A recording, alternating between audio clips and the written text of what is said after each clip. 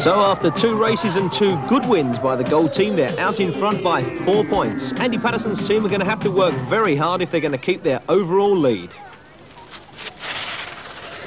Oh, and here come the boys. It's week 5 and it's time for Andy Ruffles' race tip number 5. Andy, what's it to be this week? Okay, well this week we're going to talk about how to improve your position if you get a bad start. What do you think, Harry?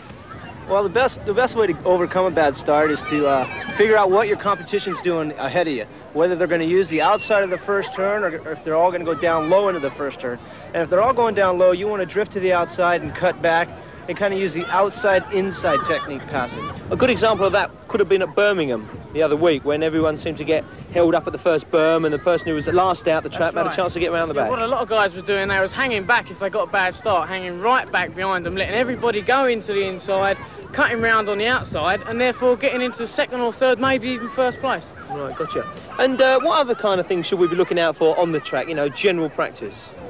Well, basically how you take the jumps. If you're in a tight bunch, then you have to watch how you take the jumps, because if you take them wrong, then you could take a couple of riders down with you.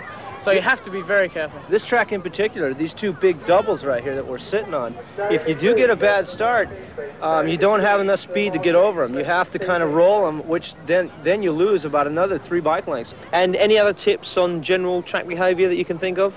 Well, one more thing we're going to cover is something that you shouldn't do in a race. When you're coming into a turn, is do what's called a T-bone. And that's where one rider comes right up on the inside and rides you out the turn. But that is definitely out of order, is it? That is out of order. That you shouldn't do in a BMX.